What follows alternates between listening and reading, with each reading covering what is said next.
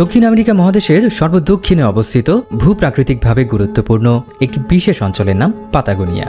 একই সাথে পর্বত, উপত্যকা, হিমবাহ, মালভূমি, নদী, হ্রদ ও সমুদ্র উপকূলের সমন্বয়ে গড়ে ওঠা এই অঞ্চলটি বিচিত্র ভূমিরূপের জন্য সুপরিচিত। এটি কোনো দেশ নয়, বরং আর্জেন্টিনা ও চিলি এই দুটি দেশের কিছু অংশ মিলে গঠিত এক অঞ্চল বিশেষ। এর মধ্যে মাত্র 10% মতো চিলির অন্তর্ভুক্ত, বাকি সবটাই আর্জেন্টিনার মধ্যে পড়েছে। ৬৭,০৩,০০০ বর্গ কিলোমিটার এলাকা জুড়ে বিস্তৃত পাতাগোনিয়ার অবস্থানও বেশ বৈচিত্র্যপূর্ণ। পাতাগোনিয়া পৃথিবীর এমন এক জায়গা যা ৩ মহাসাগরকে ছুঁয়েছে। দুই দিক থেকে পাতাগোনিয়াকে বেষ্টন করে রেখেছে পৃথিবীর 2 বৃহত্তম মহাসাগর, পশ্চিমে প্রশান্ত মহাসাগর এবং পূবে আটলান্টিক মহাসাগর। আর স্থানটির দক্ষিণে রয়েছে কুমেরু মহাসাগর বা দক্ষিণ মহাসাগর এবং ম্যাজেলান প্রণালী, উত্তরে কলোরাডো নদী। পাতাগোনিয়া মূলত পশ্চিমে আন্দিজ পার্বত্য অঞ্চল থেকে পূবে আটলান্টিক সাগর পর্যন্ত বিস্তৃত। সমুদ্রপৃষ্ঠ থেকে উচ্চতা ৫,০০০ ফুট। ভূপ্রাকৃতিকভাবে পাতাগোনিয়া একটি মরুপ্রায় মালভূমি, অর্থাৎ এই স্থানের জলবায়ু শুষ্ক ও রুক্ষ। বৃষ্টিপাতের পরিমাণ খুবই কম। স্থানটির কোনো কোনো অংশের জলবায়ু অত্যন্ত শুষ্ক, বৃষ্টিপাত হয় না বললেই চলে। কোথাও আবার তুলনামূলক কম শুষ্ক, যেগুলো পাম্পাস নামে পরিচিত। পাম্পাস অঞ্চলে সামান্য বৃষ্টি হয় এবং অঞ্চলটি তৃণজাতীয় ঘাস দ্বারা আচ্ছাদিত। আর ভূমিরূপের বিচারে পাতাগোনিয়া একটি বিস্তৃত মালভূমি, তাই অঞ্চলটি পাতাগোনিয়ান মালভূমি নামেই অধিক পরিচিত। অধিকাংশ অঞ্চল মালভূমি হলেও পশ্চিমের সামান্য অংশ আন্দিজ পার্বত্য অঞ্চল বা উচ্চভূমির অন্তর্ভুক্ত, যাকে পাতাগোনিয়ান আন্দিজ বলা হয়। পাতাগোনিয়ার দক্ষিণের একটি দ্বীপের নাম টেরা ডেল ফিওগো, যেখান থেকে অ্যান্টার্কটিকা মহাদেশ খুবই কাছে। টেরা ডেল ফিওগোর রাজধানীর নাম উসুইয়া, যেটিকে পৃথিবীর সর্বদক্ষিণের শহর এবং দক্ষিণ গোলার্ধে পৃথিবীর শেষ প্রান্ত হিসেবে ধরা হয়। সেই সাথে এটি অ্যান্টার্কটিকা অভিযানে যাওয়া যাত্রীদের যাতায়াতের ক্ষেত্রে একটি সুবিধাজনক রুটে অবস্থিত। পাতাগোনিয়ার দুই দিকে 2টি মহাসাগর, তাই সামুদ্রিক জলীয় বাষ্পের কারণে স্থানটির আর্দ্র ও বৃষ্টিবহুল হওয়াই স্বাভাবিক। কিন্তু এখানে হয় ব্যতিক্রম। সামুদ্রিক জলীয় বাষ্প এই অঞ্চলের দিকে প্রবাহিত হওয়ার সময় আন্দিজ পর্বতে বাধা পায়, ফলে সেখানেই পর্বতের এক ঢালে বৃষ্টি হয়ে যায়। বৃষ্টির পর বাতাস যখন আবার অন্যদিকে প্রবাহিত হয়, তখন আর তাতে কোনো জলীয় বাষ্প থাকে না। ফলে পাতাগোনিয়ার মালভূমি অঞ্চলটি বৃষ্টি থেকে বঞ্চিত হয়ে মরুভূমিতে পরিণত হয়েছে। পাতাগোনিয়ান মরু আর্জেন্টিনার বৃহত্তম এবং পৃথিবীর 8ম বৃহত্তম মরুভূমি। এটি মধ্যপ্রাচ্যের মতো উষ্ণ নয়, বরং একটি শীতল মরুভূমি। ঋতুভেদে তাপমাত্রা 3 থেকে 12 ডিগ্রি সেলসিয়াসের মধ্যে ওঠানামা করে। বৃষ্টিপাত খুবই বিরল, সাধারণত মরু অঞ্চলে 25 সেন্টিমিটারেরও কম। তবে পাম্পাস তৃণভূমি অঞ্চলে 25 থেকে 75 সেন্টিমিটার পর্যন্ত বৃষ্টিপাত হতে পারে। শুষ্ক অঞ্চল হওয়ায় দিনের বেলা তাপমাত্রা কিছু বেশি থাকে, বিপরীতে রাতের পরিবেশ শীতল ও আরামদায়ক। এখানকার নিম্ন অক্ষাংশের ভূমি হিমবাহ দ্বারা আবৃত। ঋতুভেদে এখানকার সৌন্দর্য বদলায়। শীতকালে প্রকৃতি রুক্ষ হয়ে যায়, ভারী তুষারপাত হয়, আবার গ্রীষ্মকালে ফুলের সুঘ্রাণে ভরে ওঠে। মূল মালভূমির সাথে পাতাগোনিয়ান আন্দিজকে বিভক্ত করেছে বেশ কিছু হ্রদ।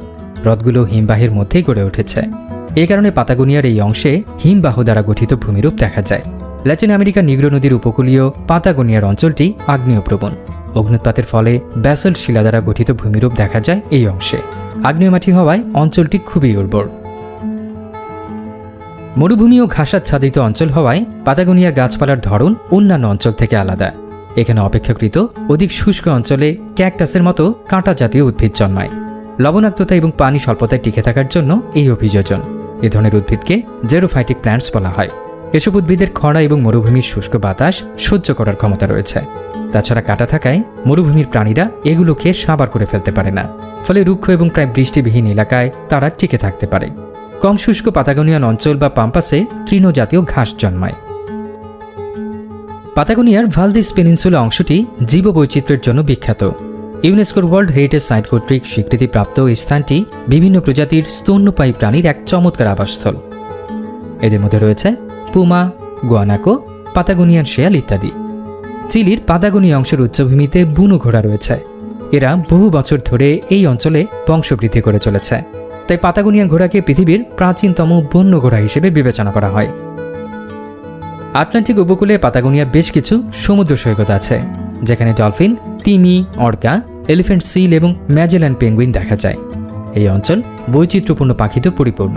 পাখি প্রজাতির মধ্যে উল্লেখযোগ্য হল ক্যারাকারা নামের বাজ পাখি, Chilean Flamengo, Austral parakeet, fire crown, Andean condor ইত্যাদি। পাতাগোনিয়া যেমন বর্তমানে জীব ভূমি বৈচিত্র্য সমৃদ্ধ একটি অঞ্চল, তেমনি এটি অতীতের মূল্যবান নিদর্শনেরও আধার। এখানে পাওয়া গেছে প্রাগৈতিহাসিক প্রাণী ডাইনোসরের বৃহত্তম জীবাশ্ম। ফলে বিজ্ঞানী ও ভূগোলবিদদের জন্য পাতাগোনিয়া একটি গুরুত্বপূর্ণ গবেষণার স্থান।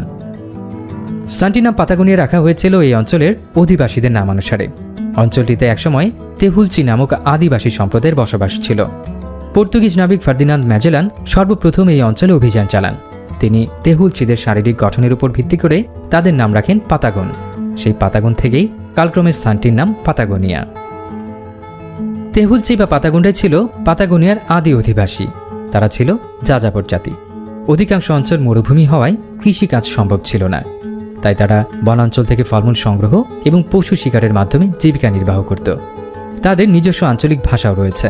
তবে কালক্রমে পাতাগনরা স্প্যানিশ সংস্কৃতি ধারণ করতে শুরু করে, কারণ 16 শতকে স্পেনীয়রা এই অঞ্চলে উপনিবেশ স্থাপন করেছিল। 18-19 শতকে পাতাগোনিয়ান মরুতে মাপুচি সম্প্রদায়ের মানুষের আগমন ঘটে। তারা এই অঞ্চলে ঘোড়া পালন শুরু করে। কালক্রমে তারা এই অঞ্চলে বাণিজ্যের প্রসার ঘটায়। জীবনধারণের পরিবেশ তুলনামূলক কম অনুকূল হওয়ায় পাতাগোনিয়ার জনসংখ্যার ঘনত্ব বেশ কম। পাতাগোনিয়া অঞ্চলটি খনিজ সম্পদে পরিপূর্ণ। এখানে খনিজ তেল, প্রাকৃতিক গ্যাস, কয়লা, লোহা সহ বিভিন্ন খনিজের সমৃদ্ধ ভাণ্ডার আছে। এখানকার প্রশস্ত তৃণভূমি গবাদি পশু পালনের একটি আদর্শ ক্ষেত্র।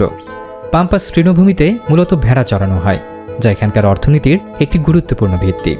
তাছাড়া পাতাগোনিয়ার মাটিতে আপেল, আঙ্গুর, নাশপাতি, পিচ, জলপাই, কাঠবাদাম, খেজুর সহ নানা ধরনের ফল জন্মায়। ক্যালাফেট বেরি বা ম্যাজেলান বারবেরি পাতাগোনিয়ার বিখ্যাত ফল। এটি নীলচে বেগুনি রঙের টক মিষ্টি স্বাদ বিশিষ্ট বেরি জাতীয় ফল।